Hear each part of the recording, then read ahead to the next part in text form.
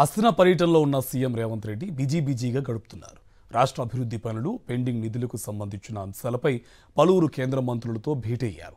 తెలంగాణకు వరద నష్టం సాయం పెంచాలని అమిత్ షాకు విజ్ఞప్తి చేశారు సీఎం రేవంత్ రెడ్డి.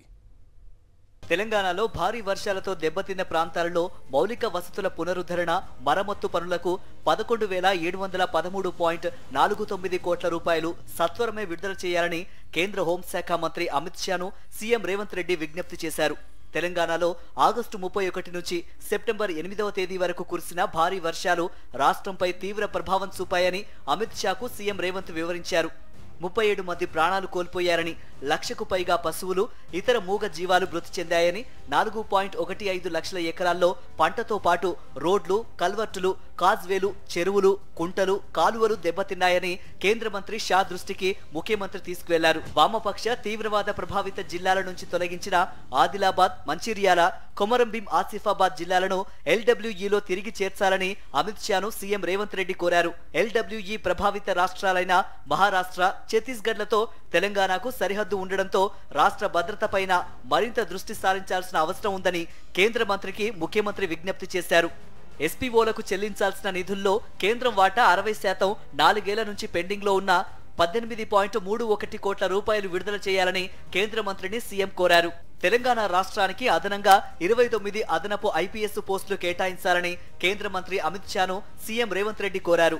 రాష్ట్ర పునర్విభజన సమయంలో తెలంగాణకు కేవలం 76 మంది IPS అధికారులను మాత్రమే కేటాయించారని తెలిపారు. IPS క్యాడర్ పై రివ్యూ వెంటనే చేపట్టాలని కేంద్ర మంత్రిని సీఎం విజ్ఞప్తి చేశారు.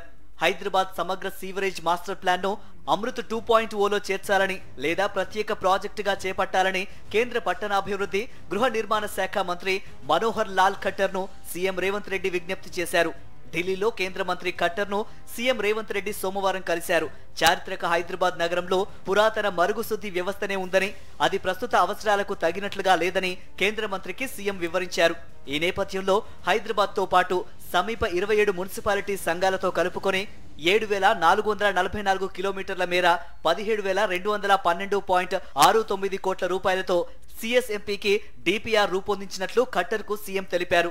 హైదరాబాద్ మెట్రో 2వ దశ విస్తరణకు సంబంధించి Nagole to Shamshabad airport, Rayadurgam to Kokapet Neopolis, MGBS to Chandrayangutta, Miyapur to Patancheru, LB Nagar to Hayath Nagar మొత్తం 76.4 కిలోమీటర్ల మేర DPRలు పూర్తయినట్లు కేంద్ర పట్టణాభివృద్ధి శాఖ మంత్రి మనోహర్ లాల్ ఖట్టర్ కు ముఖ్యమంత్రి రేవంత్ రెడ్డి వివరించారు. ఈ కారిడార్ల నిర్మాణానికి 24,269 కోట్ల రూపాయల వ్యయం అవుతుందని అంచనా వేశామని, దీనిని కేంద్రం, తెలంగాణ ప్రభుత్వం 50-50 రేషియోలో జాయింట్ వెంచర్ గా చేపట్టాలని భావిస్తున్నట్టు సీఎం రేవంత్ రెడ్డి తెలిపారు. సీఎం రేవంత్ రెడ్డి ఇవాళ కాంగ్రెస్ అగ్రనేతలను కూడా కలిసే అవకాశం ఉన్నట్టు తెలుస్తోంది.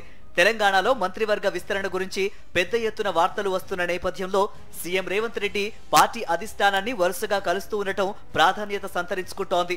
మరి ఈసారైనా మంత్రివర్గ విస్తరణకు సంబంధించిన ఏదైనా వార్తతో వస్తారా లేదా అన్నది ఇప్పుడు పార్టీ శ్రేణుల్లో ఉత్కంఠ నెలకొంది.